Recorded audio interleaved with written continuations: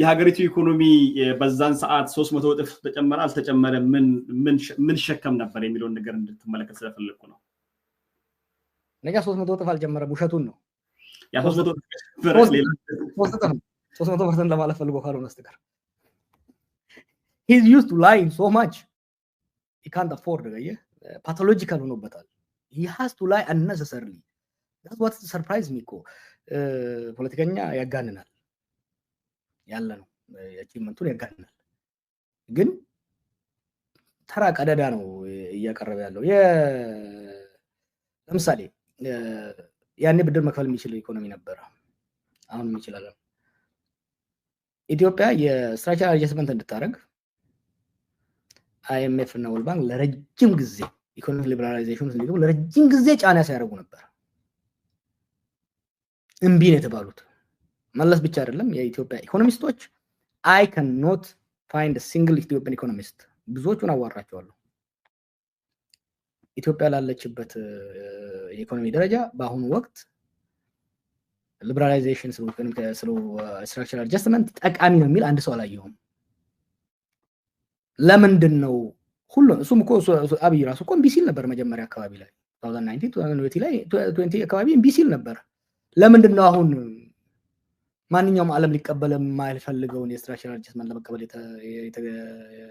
የፈለገው ስለተገደደ ነው ምክንያቱም ኢኮኖሚስ ቤሊያ ምንም ማድረግ አልቻለም ከዚህ በላይ ሶ አሁን ያለው የኢትዮጵያ ኢኮኖሚ has collapsed ይሄኮ is not a secret IMFዎች አምና የነበረውን ክርክር ታውቃለህ IMF ብድር ሲሰጥ በፕራይቬትም ስናገኛቸው ስንጽፍ የነበረው ምንድነው ጦርነት ካልቆመ የሀገሪቷን ኢኮኖሚ ቀውስ ያባባሰውና ያመጣው የፖለቲካ ቀውሱ ወደ ግጭት ማምራቱ ነው ግጭት ቆሞ ፖለቲካው ካልተረጋጋ ኢኮኖሚ ማረጋጋት አይቻልም ስለዚህ ምንም አይል ቢሊየን ብትሰጡት ላቢ ጦርነት ካልቆመ ድረስ ኢኮኖሚው መልሶ ሊያንሰራራ አይችልም what I was writing that what a lot of us were advocating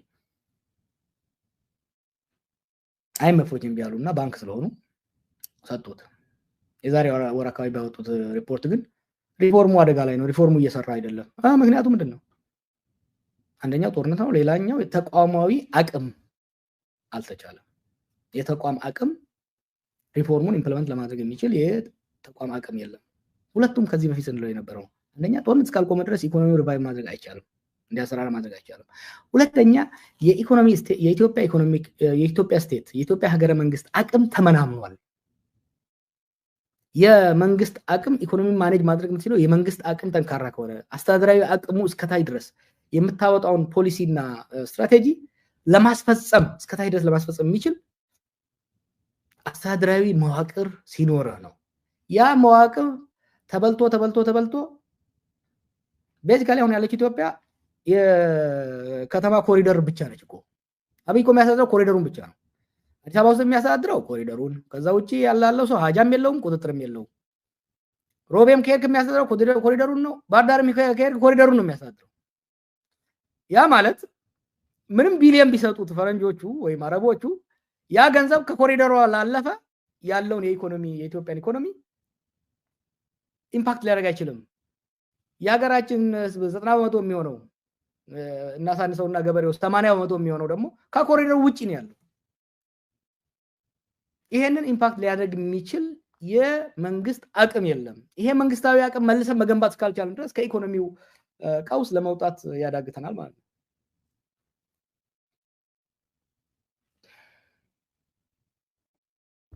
ጥሩ እንግዲህ ጀዋር ከዚህ ጋር በተገናኘ አሁን ባለንበት ሁኔታ ላይ እንመለስና ያለውን ሁኔታ እናንሳው አሁንም ከዚሁ ከእኔ ጋር በነበረው በኢኮኖሚ ጋር በተገናኘው ከኔ ጋር በነበረን ቆይታ አንድ ያነሳው ነገር ነበር ምናልባት እሱን ነገር እናንሳና አሁን ደግሞ ወዳለንበት ሁኔታ እንመለስና ጥያቄዎችን እናስከትል የሀገሪቱ ኢኮኖሚ ሁኔታ ያለንበት ሁኔታ እናነሳለን የደሞዝ ጭማሪው በሀገሪቱ ኢኮኖሚ ላይ የሚያመጣው ለውጥ በተለይም የኑሮ ሁኔታን ለመቀየር ያለው ሁኔታ በደንብ በዝርዝር እንወያይበታለን። ምናልባት ጊዜ ካለን ተመልካቾቻችን ከአንድ የተወሰኑ ሰዎች በአጠቃላይ የተወሰኑ ጥያቄዎችን ብቻ ለመቀበል እንገደዳለን። ጊዜ ካለን ውይይታችንን በዚህ ቋጭተን ሌላ ጊዜ በውይይት እንመለሳለን። በአጠቃላይ ተግባራዊ ሲደረግና ተግባራዊ ሲደረግ ሊቃረብ የሚያሳዩ ነገሮች አሉ። ምናልባት በኋላ የምናነሳው ነገሮች አሉ። እስኪ ይህችን ነገር እንስማና ወደ ቀጣይ ጥያቄ እንለፍ። አንድ መንግስት ለነዚህ የጤና ባለሙያዎች በፍጥነት አጥጋቢ ተደራድሮ ዝም ብሎ በእንትን ሳይሆን ቁጭ ብሎ ሌበር ዲስፒዩት ነው ካላወቁ የሚያውቁ ኤክስፐርቶች አሉ። የኛ ሀገር ሰዎች አሉ የማውቃቸው። ለምሳሌ በኢንተርናሽናል ደረጃ የሌበር ዲስፒዩት የአሰሪና ሰራተኛ ክርክርን የሚያሸማግሉ እነሱ አምጥተው መደራደር ነው አንዱ እሱ። በጣም ጥሩ። ሁለተኛው ሰውን እየተረዳ እንደሄደ ስለምወድ ነው። ሁለተኛው ነገሮች እንዳይባባሱና እሳቱ እንዳይቀጣጠል ከተፈለገ በመምህራኑ ጋር፣ በፖሊሱ ጋር፣ በወታደሩ ጋር፣ በኮንትራክተሩ ጋር እየተነሱ ያሉት ልጅትመት ጥያቄዎች ወደ መንገድ ሳይወጡ በፍጥነት መልስ መስጠት ፕሪሚቲቭ የሆነ መልስ መስጠት አስፈላጊ ነው። አሁን ይሄ ጉዳይ ከወጣ ወዲህ የመንግስት ሙከራ ምንድነው? አንዳንዴ እኮ ኢህአዴግን የበላውን በፍጥነት ነው እያደረጉ ያሉት። they are just a bad copy of EPRDF ነው።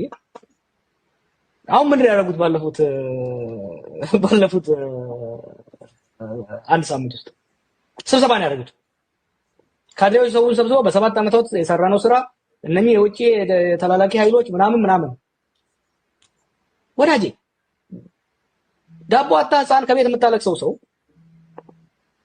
ቤት አከራዩ ከቤት ሊያባረረው እየሞከረ ያለ ሰው ያን ሊሰማልህ አይፈልግም። መፍትሄ ለኢሚዲየት for his burning question ኢሚዲየት አንሰር ነው የሚፈልገው። ስለዚህ ይሄ እንዳይስፋፋ ከተፈለገ ማድረግ ያለባቸው ቶሎ መልስ መስጠት ነው። ጥሩ እንግዲህ እነዚህ ነገሮች እንደንትን ነው እንደ ትንቢት ነው የሚመስሉትና ማለት መንግስት አልቀበላቸውም ብሎ የውጭ ተላላኪዎች፣ አጀንዳ አራጋቢዎች፣ አስለቃሾች ሲል ነበር የነበረው። እነዚህ ውይይቶች በምናደርግበት ጊዜ ዶክመንተሪም ጭምር እየሰራ በርካታ ነገሮችን ነበር ሲያደርግ የነበረው በተለያዩ አቅጣጫዎችና እነዚህም ጉዳዮች አሁን መንግስት ተወያይቶ ነው ወይ ያደረገ ያለው? እዚህ ላይ ስታነሳላቸው የነበሩ ነገሮች አሉ። በደንብ ትዝ የሚለኝ መደራደር አለበት መንግስት ከሰራተኛው ማህበራት ጋር የሚል ነገር ነበር ስታነሳ የነበረው። መደራደር አለበት ከፖሊሱ ጋር፣ ከመከላከያው ጋር፣ ከመምህራኑ ጋር፣ ከጤና ባለሙያዎቹ ጋር ኦልሬዲ የዛን ጊዜ እንትን ውስጥ ነበር የነበሩትና ትግል ላይ ነበሩ የጤና ባለሙያዎቹና ይሄ ወደ ሌላው እንዳይዛመት መደራደር አለበት፣ ከዛ መቀመጥ ያለበትን ነገር ማስቀመጥ አለበት የሚል ነገር ነበር። አሁንስ አድርጎ ነው ወይ ያደረገው? አሁንስ ይሄ ነገር ያስተነፍሳል ወይ? የተጨመረው ደሞዝ ጨመርን ከማለት ውጪ የተጨመረበት መጠን ሁኔታ የሰራተኛውን ኑሮ ያገናዘበ ነው ወይ? ውይይት ተደርጓል ወይ? አሁንስ ምንም ችግር አያመጣም ብለህ ታስባለህ? ይሄ አብይ የሚከተለው የብልጽግና አይዲዮሎጂ የፕሮስፐሪቲ ፖለቲክስ ምን አለው መሰለህ? መሪን እንደ ስዩም እግዚአብሔር ነው የሚወስደው። it's a top down model of leadership እና መሪን ለዛ ሀገር የሾመው ፈጣሪ ነው። አብይ is actually the representative of God in Ethiopia። ፈጣሪ ለአብይ ስልጣን ሰጠ። ከዛ በኋላ አብይ ደግሞ ለህዝቡ ሰጠ። አሁን ሰው ሲሾም አይተህ እንደሆነ ጠቅላይ ሚኒስትሩ ሹመት ሰጡ። ልክ የኪሱን ስሙን የሰጠ ይመስል እኮ ነው። ሾሙ አይደለም እኮ ሰጡ። so an idea of negotiation እኔ አሁን ከህዋቶች ጋር የተደረገው ድርድር የነበረውን ኮንቨርሴሽን መካከል የነበሩ ሰዎች ማዋርቻለሁ በቅርብ እንደውም ስለማውቀው ከዛ ወዲህ ከኦኤል ጋር የተደረገው ድርድርም ጋር ድርድር የሚባል ነገርን አይወደውም። መንግስት የደሞዝ ጭማሪ ያደረገ መንግስትና ሰራተኞች ተደራድረው በዚህ ተስማሙ። an idea of negotiation is antithesis to the foundation of Abiy's theory of leadership አየህ። እና ሰራተኞቹን ሰብስቦ ብዙ ካድሬዎችን አስገብቶ አይተህ እንደሆነ ቆራርጠውት ነው። አንዳንድ ያልተቆራረጠውም ሰምቻለሁ። ከዛ ከነበሩ ሰዎች ተናግሮ አላጨበጭቡ ሲሉ ያፈጥባቸው ነበር። አንዱ ሲያጨበጭቡ ያጨበጭባሉ። እና እዛ ላይ ወጥቶ አሁን እዛ ሲደነፋ የነበረው ማንም ምንም አያመጣም ተላላኪዎች እንደዚህ አድርገው ምናምን የሚለው በኋላ ላይ ያንን ሁሉ ገልብጦ አሁን ደግሞ መንግስት ደሞዝ ጨመረ የሚለው ለምንድን ነው? ፈጣሪ አብይን ሾመ። አብይ ደግሞ ፈጣሪን ወክሎ ለኢትዮጵያ ሰራተኞች ደሞዝ ጨመረ። ኢዝ ዘ ቢኖቨለንት በጣም ዊርድ የሆነ በጣም ሜዲቫል የሆነ አይ ዶንት ቲንክ ኢምፐረር ኃይለ ሥላሴ እንዲህ አይነት ኢሉዥን አልነበረውም ስለ ፖለቲካል ስልጣን ለይስሙላ ራሱ ሲቪ መዝጋቢያ ይበል እንጂ ኃይለ ሥላሴ he was a pragmatic realist rational guy. This guy is irrational. አሁን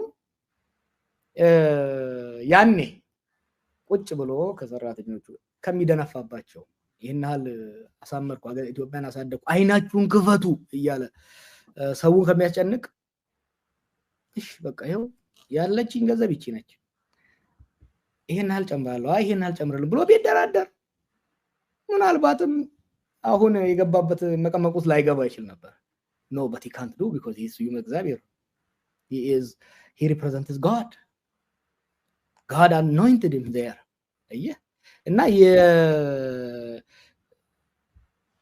አንድ ፕሮግራም ላይ ብንሰራ on his psychology of leadership is very important እና አሁን ተዘቅ ነበር ትናንትና መንግስት ጨመረ ተገዶ ነው ጨመረ ወዶ አይደለም አንደኛ ይሄ ያብይ ብር አይደለም የመንግስት ቢባለው ነገር ቆለ የመንግስት ብር መንግስት ከየት አመጣ መንግስት ከህዝብ ግብር ይሰበስባል ቢበደርም እኮ በእኛ በዜጎች ስም እኮ ነው በኢትዮጵያ ህዝቦች እጅ እኮ ነው መንግስት ከሰማይ የሚያወርደው ከፈረንጅም የሚያመጣው በኢትዮጵያ ህዝብ ስም ነው ካርብ የሚያመጣው በኢትዮጵያ ህዝብ ስም ነው የኢትዮጵያ ህዝብ ንብረት ነው እዳው የኢትዮጵያ ህዝብ እዳ ነው ግብሩ የኢትዮጵያ ህዝብ ግብር ነው ዛሬ የጨመረው ብር እንኳን ቢያትም በኢትዮጵያ ህዝብ ላይ እዳ ጨምሮ ነው ደሞዝ እየጨመረ ያለው ሶ አሁን ያኔ አሁን እንደዛ ስለ አይኔው እንደሚጨምሩ እኮ ዝም ብዬ አይደለም የምናገረው አይ ስተዲ እኔ ኢኮኖሚስት አይደለሁም ግን ሪላያብል የሆኑ ኢኮኖሚስት የሆኑ ምሁራኖች አሉ ምክራቸውን ትንታኔያቸውን ጆሮዬን ከፍቼ አይኔን ከፍቼ የማዳምጠው መንግስት የኢትዮጵያ ሰራተኛ ባለው ደሞዝ መቀጠል እንደማይችል ኢንፍሌሽኑ እየጨመረ እንደሚሄድ የኑሮ ደረጃው እየተባባሰ እንደሚሄድ የኑሮ ደረጃ እየተባባሰ እንደሚሄድ ኢትዮጵያ ከአፍሪካ ነምበር 1 ነች በኑሮ ውድነት በደሞዝ ደግሞ one of the last ይሄ ሰስቴነብል ኮንትራዲክሽን ሰስቴነብል እንደማይሆን ምንም ያህል አብይ ቢደነፋ ሳይወድ በግድ እጁን ተጠምዝዞ አሁን ያደረጋት እንደሚያደርግ እርግጠኛ ነበር እዛ ስብሰባ ላይ ሄዶ አንዳንዴ ሊመሰገን ይገባል አንዴ ልንገር አብይ ያደረገውን መጽሐፍ ውስጥ ጽፎ ያለው ያኔ በቀይሮ ትግል ጊዜ ከየዞኑ ልጆቹን ማገናኘት አንችልም ነበር ኢህአዴግ ሻምና ደገልን ልጆቹን ሰበሰበና ጦላይና ዋሻ ድርሶ እንዲያቀናጁ ኦፖርቹኒቲ ፈጠረልን አብይ ምንድነው ያደረገው አሁን የክልሉ አመጣቸውና ሐኪሞቹ መመራኖቹ ኮኔት እንዲያደርጉ ካንደር በኋላ ሄደው የነሱ ሰላዮች ሲመረምሩ ድግስ እየተዘጋጀላቸው ነው ስለዚህ ይሄን ድግስ ፕሪምቲቭ ለማድረግ ግን ቱሌት የኢህአዴጎችም ችግር የነበረው ምንድነው ችግር ገንፍሎ በራቸው ማንኳኳት መሰሷቸው ማነቃነቅ እስኪጀምር ይጠብቁና ላስት ሚኒት ላይ ሲያፈገፍጉ ይናዳሉ እና አሁንም አይ ቲንክ ኢትስ ቱ ሌት ምክንያቱም አሁን ያደረጉት ጭማሪ በቂ አይደለም በሚቀጥለው በሚመጣው ኢንፍሌሽን ወዲያው ይዋጣል ጥሩ እንግዲህ አሁን ወደ ዋናው ጉዳይ ለመለሰ ጀዋር ዋናው ጉዳይ ደሞዝ መጨመሩ ምን ለውጥ ያመጣል የሚልን ጉዳይ ከማንሳት በፊት አንድ እንግዲህ በፌስቡክ ገጻቸው ላይ ያስቀመጡት ስለሆነ ምናልባት ስንጠቀም ቅርሚላቻ አይመስለኝም በሳቸው ላይም እንትን የሚመጣ አይመስለኝም የራሳቸውን ሐሳብ ስላስቀመጡ አንድ የዩኒቨርሲቲ ፕሮፌሰር ያስቀመጡትን አንድ እንደምሳሌ ልጠቀምና ወደ ዛሬው ውይይታችን እንሂድ የደሞዝ ጭማሪ ምን ያመጣል በሰራተኛ ህይወት ላይ ኑሮን ለማሻሻል እንደ ቀልድ አድርገው ጭምር ነው ያስቀምጡትና በጣም ግን መራር ሀቅ ውስጥ አለ እሱን ነገር እንድንመለከተው ስለፈለኩ ነው እቺን ነገር ምንድነው የምትለው? የዛሬ 37 ዓመት በፊት ስራ ስቀጥር ደሞዝ 500 ብር ነበር። በጥቁር ገበያ $1 2 ብር ከ50 ሳንቲም ብር ነበር። ያ ማለት 200 ነበር ማለት ነው። አሁን ደሞዜ 20648 ብር በጥቁር ሲመነዘር $1 ይሄ እንግዲህ 2024 እየለጠፉት ነው። አሁንም ሰሞኑን አንድ ጽሁፍ ለጥፈዋል እና አሁን ደሞዜ ላይክ ከዚህ ጋር ሲገናኝ ቢጨመርም ጭምር ደሞዜ በደንብ የፈለገውን ያህል ቢጨመር ጭምር ምንም ለውጥ ሊያመጣልኝ አልቻለም የሚል ነው። ብልጥ ልጅ ያዙትን ይዞ ያለቅሳል ነው በአጠቃላይ ያስቀምጡትና ለውጡ ምንድነው የሚለው ነው ከዚህ ጋር እንደነሳ ይፈልኩት እኔ ደሞዝ መጨመሩ ይሄን ያህል ፐርሰንት ጨመር ጠቅላይ ሚኒስትሩ ቅድም ሲናገር 300 እጥፍ ምናልባት 300% ምናልባት ሊሆን ይችላል አንተም ቅድም እንዳስቀመጥከውና በዛ እጥፍ ጨመርን ብሎ ሲናገሩ የሰራተኛው የኑሮ ሁኔታን በምን ያህል መንገድ ይቀርፈዋል? የዶላር የመግዛት አቅሙስ የብር የመግዛት አቅሙስ ብር ዶላር የመግዛት እንዲሁም አገር ውስጥ ያለው እቃ የመሸመት ጥሬ እቃን የመሸመት አላቂ እቃዎችን የመሸመቱስ አቅም ምን ያህል ነው? አሁን ተጨመረ የሚባለው ደሞዝ ምን ያህል ለውጥ ሊያመጣ ይችላል የሚለውን ነገር ማስከተል ፈለኩና እስኪ ያንተ እይታ ምንድነው እዚህ ላይ? ምናልባት አንተ እየተናገርክ የሳቸውን ጽሁፍ ድጋሚ ያመጣሉ በሌላ መንገድ ያስቀምጡት። actually I'm glad ያን ስክሪንሾት አመጣው። እኚህ ሰው ፕሮፌሰር ናቸው ባለሳሳት አንድ ዩኒቨርሲቲ ውስጥ ደሞዝ ተጨመረ ይባላል። ደሞዝ actually አልተጨመረም እዛ ሀገር። ኢቨን ማሻሻያው በቂ አይደለም። ምክንያቱም መንግስት ምን እያደረገ መሰለህ? ለምሳሌ የነዳጅ ዋጋ፣ የኤሌክትሪክ ዋጋ፣ የውሃ ዋጋ፣ የግብር ዋጋ ኦኬ በዶላር እየተተመነ ነው የሚጨመረው። አይ ቲንክ ከባለፈው ዶላር የብር ዋጋ ዲቫሉዌት እንዲደረግ ከመወሰኑ በፊት እና እስከዛ ድረስ ነዳጅ ፕሮባብሊ 5-6 ጊዜ ዋጋው ተጨምሯል። ፕሮባብሊ 200-300% ጨምሯል። የቴሌም እንደዛው ጨምሯል። የኤሌክትሪክ እና የውሃ ፍጆታም እንደዛው ጨምሯል። በዶላር እያሰቡ ነው። ስትጠይቃቸው ምንድነው የሚሉት? ኦፊሻሊ የመንግስት ሰዎች የሚሉት በዶላር ተመነው ነው እቃ የምንገዛው ለኤሌክትሪክም ሆነ ሌላም ገዛ በዶላር ስለሆነ በዶላር ተመነው ነው ታሪፉን የሚጨምሩት።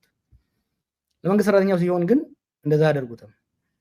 አሁን ሁለተኛው ላይ ፕሮፌሰሩ ያስቀመጡት አይተህ እንደሆነ አሁን ደሞዝ ተጨመረ ነው የተባለው ከፍተኛው ላይ ያለው በዶላር አይ ቲንክ መልሰህ ብታሳየው አሪፍ ነው።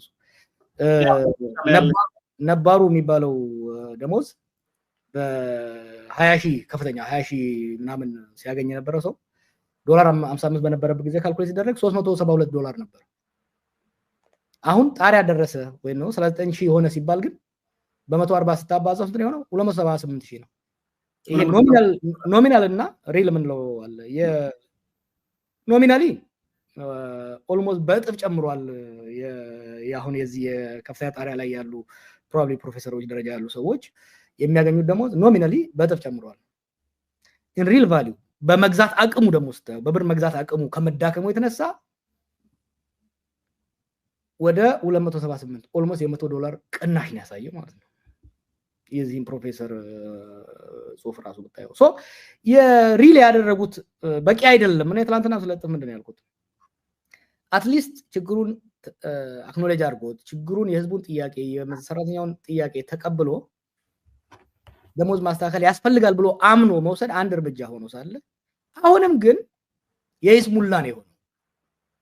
ገበያውን ያመጣጠን አይደለም፣ ገበያውን ያመዛዘን አይደለም፣ የኑሮ ውድነቱን ያመዛዘነ አይደለም። የቤዚክ ፍጆታዎች የእህል፣ የልብስ፣ የኪራይ፣ የመብራት ደግሞ ወጣ ካልክ እንደ ኦሮሚያ ባሉ ክልሎች ውስጥ አንድ ሰው መልእክት ሳነብ ነበር 3,000 ብር ቢጨመርልህ ታክሱን 35%ን የቫቱን ምናምን አድርገህ ያ ብቻ አይደለም ቡሳ ጎነፋ ተብሎ የስፖርት ተብሎ የሚሊሻ ተብሎ የድርጅት ቢሮ መስሪያ ተብሎ የምን ተብሎ እጅ የሚገደርሰው ከ3,000 ውስጥ 1,000 አይሆንም። 1,000 ደግሞ ምን ትገዛልሃለች? እና አሁንም ያደረጉት በቂ አይደለም፣ ከልብ አይደለም፣ የሰራተኛውን ችግር ሊፈታ የሚችል አይደለም። ገበያውን በባሰ የሚያባብስ ነው። በቂ አድርጎ ገበያውን መረጋጋት የሚያስችል የደሞዝ ጭማሪ አይደለም የተደረገው። አሁንም የሰራተኛውን ኑሮ የባሰ የሚያካብድ ነው የተሰራ ያለው። ቀጥሎ የሲቪል ሰርቪስ ኮሚሽን የደሞዝ ጭማሪውን አናውንስ እንዳደረገ የንግድ ሚኒስቴር ነው መሰለኝ መግለጫ አውጥቷል። መግለጫ ምንድነው የሚለው? ነጋዴው ይሄን አይቶ ዋጋ እንዳይጨምር ይላል። ለምን ነው ነጋዴው የማይጨምረው? በነጋዴው ላይ እኮ ከ300 እስከ 1000% ነው ግብር ዘንድሮ የተጨመረው። ያው ባለፈው ሰሞኑን አክቲቭ ሳልነበርኩ እንጂ ሲመጡ የነበሩ ቪዲዮዎች ሰሞኑን አጋራቸዋለሁ። 200,000 ትርፍ ያላተረፈ ሰው እስከ 500,000 ብር ግብር መጥቶበታል።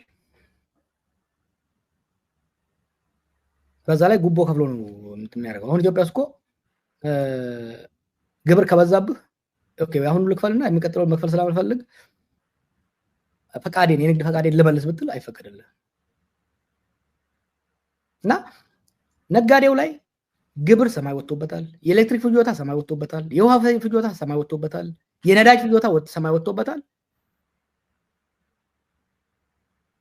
at the same time ለኢኮኖሚ ቀውሱ ለዋጋ መናሩ መንግስት ኃላፊነቱን መውሰዱን ትቶ በነጋዴው ላይ መጫን ይፈልጋል። ፌር አይደለም። ነጋዴው ገበያውን ሪፍሌክት የሚያደርገው አንዳንድ ከልክ በላይ ያለፉ ስግብግቦች ሊኖሩ ይችላሉ። በነገራችን ላይ አንድ ሪፖርት ነበር ከዚህ ጋር ተያይዞ ባለፈው ሳምንት ሳይው ነበር።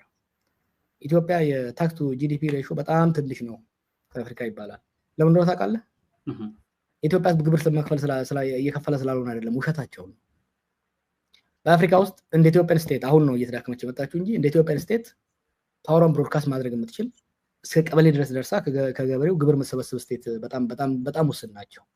ምናልባት ሳውዝ አፍሪካ እና ግብጽ ቢሆኑ ነው። ሌሎቹ የዛን ያህል ካፓሲቲ የላቸውም። የኢትዮጵያ ሕዝብ ግብር ይከፍላል። ማንም ሰው ግብር የማይከፍለው ቱባ ባለሀብቶች ከመንግስት ባለስልጣናት ጋር እጅና ጓንት የሆኑ ሰዎች ግብር አይከፍሉም። አንድ ሰሞኑን ያየሁት ዳታ ባለፉት 5-7 ዓመታት 1 ሚሊዮን መኪኖች ወደ ኢትዮጵያ ከገቡ ከዛ ውስጥ ግብር የተከፈለባቸው ግማሽ አይሆኑም።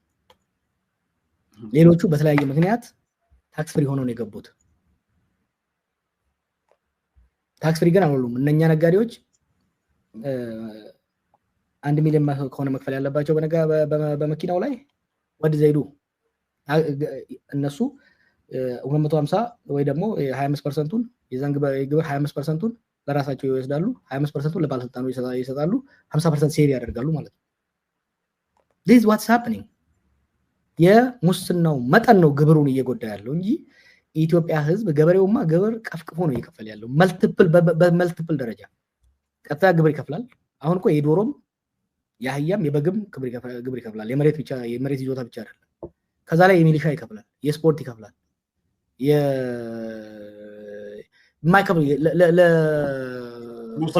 ለሚሊሻ ደግሞ የሚሊሻ ዩኒፎርም በርካታ ነገሮች ናቸው የሚከፈላቸው። የድርጅት መስሪያ፣ የጤና ልክ የጤና እንትን ይሄ አሜሪካ አካባቢ ላይ ኦባማ ኬር ምናምን የሚባለው አይነት ነገር እንደዛ ነገር ይከፍላል። የጤና ኢንሹራንስ እነዚህ ሁሉ ይከፍላል። እና ህዝቡ actually what they are doing right now is they are taxing the economy to death። ግብር ኢትዮጵያ ውስጥ እየከፈለ ያለው ቱባው ባለሀብት አይደለም። ግብር እየከፈለ ያለው ገበሬውና ትናንሽ ነጋዴው መደጎም ያለበት መበረታታት ያለበት። ምክንያቱም አብዛኛውን ቤተሰብ እየደጎመ ያለው ገበሬውና ይሄ ማከለኛና ትናንሽ ነጋዴው ነው። ይሄ በየከተማው ነው። በትንሽ ከተሞች ውስጥ ሱቆች ያሉት ምን ያለው ትንሽ ማኑፋክቸሪንግ ያለው ነጋዴ ነው። እነሱ እየፈለጡት ወገቡን እየበጠሱት ያለው ደግሞ ይሄንና ገበሬው ነው። የአገሪቷን ትልቅ ግብር የሚከፍለው ይህ ህዝብ ነው። የዚህ ኑሮ ውድነቱ ከፍተኛ ሰለባ ደግሞ እየሆነ ያለው እሱ ነው። ትልልቆቹ ነጋዴዎችማ እነሱ ትርፍ የጋራ እኮ ነው። ኢትዮጵያ ውስጥ አሁን እኮ ሼም አይደለም። የስፖንሰር ይባላል ታውቃለህ። አሁን እያንዳንዱ ነጋዴ የሚኒስቴር ስፖንሰር አለው። ከሌ እኮ ትናንትና ትሬዲንግ እኮ ስፖንሰሩ የእንትን ሚኒስትሩ ነው ይባላል። ሌብነት ኦፊሻል ስለሆነ የግብር ገንዘብም እየቀነሰ ሄደ። ጥሩ ከዚህ ጋር በተገናኘ አንድ ሁለት ቻርቶችን እያሳየን እንድናወራ ፈለኩኝ አቶ ጀዋር አንደኛ የደሞዝ ጭማሪው በዚህ ጊዜ መደረጉ በአጠቃላይ መንግስት ሁሉን ነገር እያስከደ ያለው ሁኔታ ነው ያለው የሲቪል ሰርቪስ ኮሚሽኑን አንድ ቪዲዮ እናስከትልና ቻርቶችን እያየን እንድናወራበት ነው የፈለኩት እስኪ እሳቸው የሚሉትን ነገር